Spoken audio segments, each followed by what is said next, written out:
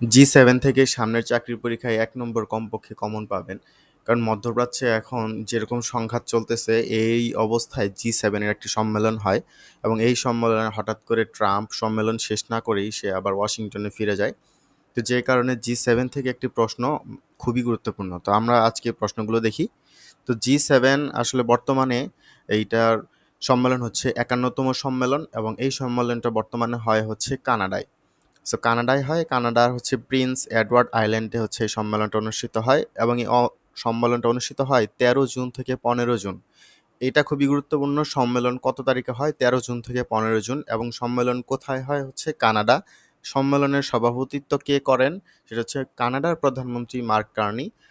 এবং মাঝে মাঝে যে প্রশ্নটা আসে, G7 এর দেশসমূহ কতগুলো? তো G7 এর দেশ হচ্ছে ৭টি এবং এর একটা হচ্ছে প্রতিনিধি, সেটা হচ্ছে ইউরোপীয় union. So Canada, France, Germany, Italy, Japan, যুক্তরাজ্য, যুক্তরাষ্ট্র হচ্ছে G7 এর বর্তমান যে সদস্য রাষ্ট্র। এর আগে রাশিয়াও ছিল। তো G7 সম্মেলন সর্বপ্রথম হয় হচ্ছে ১৯৭৫ সালে। সে সময় ফ্রান্স আসলে G7 নয়, G6 নিয়ে এটার একটা প্রস্তাব করে। তো G7 এর ২০২৫ সালে যে আলোচনাটা হয়, সে আলোচনার মধ্যে আসলে মূলত বর্তমানে যে আসলে পরিবেশগত যে পরিবর্তন, সেগুলো নিয়ে আলোচনা করা হয়। ইউক্রেন এবং রাশিয়ার যে যুদ্ধ, সেটা নিয়ে কথা হয় এবং হচ্ছে চীনকে কিভাবে পেছনে ফেলতে পারবে, এই নিয়েও কিন্তু আলোচনা করা হয়, যেহেতু এখানে যুক্তরাষ্ট্রের প্রতিনিধিত্বটা সবচাইতে বেশি থাকে এবং আর্টিফিশিয়াল ইন্টেলিজেন্সকে কিভাবে কন্ট্রোল করা যায়, তারপরে আফ্রিকান দেশগুলোতে কিভাবে উন্নয়ন করা যায় বা সেখানে আরও কিভাবে প্রভাব ফেলা যায়, এই বিষয়গুলো নিয়ে মূলত আলোচনা করা হয়। তো এইখান থেকে প্রশ্ন তেমন একটা হয় না। যদি খুব বেশি কঠিন হয়, আইবিএ প্রশ্ন করে, তখন এরকম প্রশ্ন হতে পারে যে আম ২৫ সালের G7 এর আলোচনার মূল বিষয়বস্তু কি থাকতে পারে। তো তো G8 এবং G7 নিয়ে আমরা যদি আরো কিছু জানি, যে G7, G8, G6 তিনটাই আসলে একই সাথে একই জিনিস বারবার হয়েছে। তো G7 প্রথমে হচ্ছে G6 গঠিত হয়। সেটা হচ্ছে ফ্রান্স আসলে একটা প্রস্তাব করে। সে প্রস্তাব করার মাধ্যমে ১৯৭৫ সালে আসলে G6 গঠিত হয়। তখন হচ্ছে ৬টা রাষ্ট্র নিয়ে গঠিত হয়। ফ্রান্স, জার্মানি, ইটালি, জাপান, যুক্তরাষ্ট্র এবং যুক্তরাজ্য। এরপরে হচ্ছে এখানে কানাডা যোগদান করে, তখন সেটা G7 হয়। এরপর রাশিয়া যোগদান করে, তখন সেটা G8 হয়। তারপর হচ্ছে রাশিয়া আবার ২০১৪ সালে ক্রিমিয়ার সাথে একটা সংঘর্ষ হয়। তো রাশিয়া তখন ক্রিমিয়াকে দখল করে ফেলে।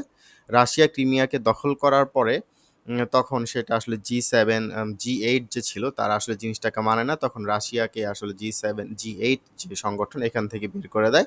দেওয়ার পরে সেটা আবার আগের মতো G7 হয়ে যায়। তো এই G7 হয়ে যায়, সেখানে আসলে একটা প্রতিনিধিত্ব হয়। সে প্রতিনিধিত্ব হয় হচ্ছে ইউরোপীয় ইউনিয়ন, সেখানে একটা প্রতিনিধি হিসেবে যোগদান করে। সে কিন্তু আসলে তাদের সদস্য নয়, শুধুমাত্র একটা প্রতিনিধি। সেজন্য পরীক্ষার হলে যদি আসে G7 এর সদস্য রাষ্ট্র কতগুলো? ৭টা। G7 এর প্রতিনিধি সহ সদস্য কতগুলো? তখন হচ্ছে ৮টা। তো G8 যদি আবার আসে, যে G7 এর সদস্য হচ্ছে ৭টা। যদি বলা হয় G8 এর সদস্য কত? তখন হচ্ছে ৮টা। সো এইটাই হচ্ছে একটা মানে এমসিকিউতে আসলে একটা কনফিউশন এর মধ্যে পড়ে আসে। তো G7 এর প্রতি বছর বছর আসলে সভাপতি পরিবর্তন হয়। একেক বছর একেক রাষ্ট্র গঠিত হয়। এটা হচ্ছে একটা সার্কুলার ওয়াইজ ঘুরে। আর হচ্ছে ১ বছরের জন্য তারা সভাপতি হয়। তাদের নির্দিষ্ট কোনো হচ্ছে আম সচিবালয় নেই বা তাদের নিজস্ব কোনো সদর দপ্তর নাই। তারা হচ্ছে প্রতি বছর জানুয়ারিতেই তাদের প্রশাসনিক যে কাঠামো আছে, সেটা প্রতি বছর জানুয়ারিতেই তারা হচ্ছে প্রশাসনিক কাঠামো শুরু করে। মূলত তাদের আলোচনা হচ্ছে অর্থনীতি নিয়ে। এটা একটা অর্থনৈতিক সংগঠন হিসেবেই, কিন্তু এখন বর্তমানে তারা অর্থনীতি এবং পরিবেশ, তারপর হচ্ছে সন্ত্রাসবাদ, তারপরে তাদের নিজেদের মধ্যে বাণিজ্য কিভাবে প্রসার করবে, এই বিষয়গুলো নিয়ে বেশিরভাগ আলোচনা করে। তো G8 এর মধ্যে আরও মোটামুটি ৫টি রাষ্ট্র তারা আসলে প্রবেশ করার জন্য চেষ্টা করছে, বা যেগুলো নিয়ে আলোচনা হয়। মাঝে মাঝে তাদেরকে G8 এর সম্মেলনে তাদেরকে ডাকা হয়, সেখানে তারা হচ্ছে আলোচনা করে। সেই রাষ্ট্রগুলো হচ্ছে শিল্প উন্নত রাষ্ট্র, ব্রাজিল, চীন, ভারত, মেক্সিকো এবং হচ্ছে দক্ষিণ আফ্রিকা।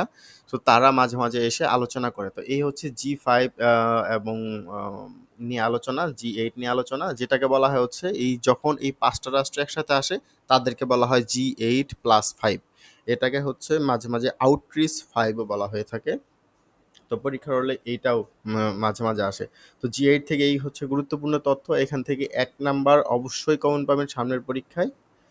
তো এইগুলো প্রস্তুতি নিতে থাকুন এবং আমাদের এটা হচ্ছে পিডিএফ, আমরা ডেসক্রিপশনে বা কমেন্টের লিঙ্কে আপনি পেয়ে যাবেন, সেখান থেকে পিডিএফটি ডাউনলোড করে অবশ্যই এগুলো দেখে নেবেন।